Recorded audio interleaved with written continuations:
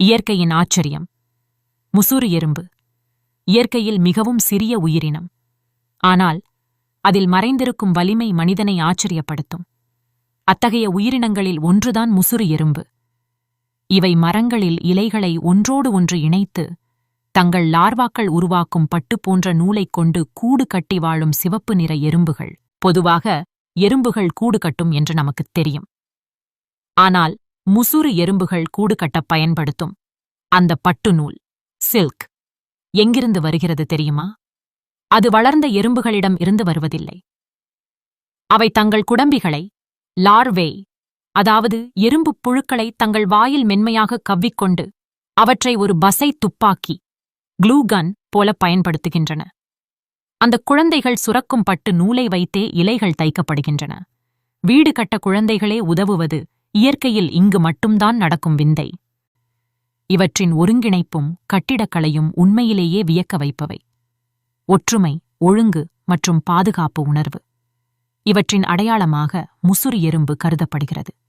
இவை கூட்டுப் பலத்தில் செயல்படுகின்றன.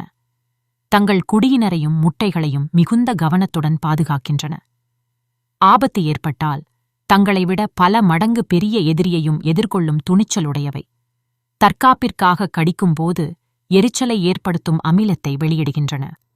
இயற்கை சூழலில் இவை பூச்சிக் கட்டுப்பாட்டில் பெரும் பங்கு வகிக்கின்றன. குறிப்பாக மா, எலுமிச்சை, முந்திரி போன்ற மரங்களில் தீமை செய்யும் பூச்சிகளை கட்டுப்படுத்த முசுறு எறும்புகள் சிறந்த இயற்கை பாதுகாவலர்களாகச் செயல்படுகின்றன. பாரம்பரிய நாட்டு மருத்துவத்தில் முசுறு முட்டை உடல் வலிமை மற்றும் நரம்பு பலம் தரும் பொருளாக கருதப்பட்டது. மரபு வைத்திய முறைகளில் பக்கவாதம், மூளையில் ஏற்படும் இரத்தக்கட்டு அல்லது இரத்தக் கசிவு ஏற்பட்ட பின் மீட்பு காலத்தில் முசுறு முட்டை சேர்த்து தயாரிக்கப்படும் தைலம் உள்ளுக்குள் உட்கொள்ளப்படும் மருந்தாக பயன்படுத்தப்படுகிறது. மருத்துவ ஆலோசனையின்றி எந்தவிதமான உட்கொள்ளும் மருந்தையும் தன்னிச்சையாக பயன்படுத்தக்கூடாது.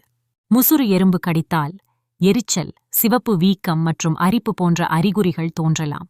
அப்போது அந்த இடத்தை சுத்தமான நீரில் கழுவி மஞ்சள், உப்பு நீர், தேங்காய் எண்ணெய் அல்லது துளசி போன்ற இயற்கை முறைகளை பயன்படுத்தலாம். அதிகமான அலர்ஜி அல்லது மூச்சுத் திணறல் ஏற்பட்டால் உடனடியாக மருத்துவரை அணுக வேண்டும். முடிவாக ஒன்று சொல்லலாம். இயற்கை நமக்குத் தரும் மிகப்பெரிய பாடம் உருவத்தை பார்த்து எதையும் எடை போடக்கூடாது என்பதுதான். ஒரு சின்னஞ்சிறிய முசுறு எறும்பு ஒரு தலைசிறந்த பொறியாளராக, இயற்கை விவசாயத்தின் காப்பாளனாக, மருத்துவ உலகின் ஆச்சரியமாகத் திகழ்கிறது. அடுத்த முறை மரக்கிளைகளில் இந்த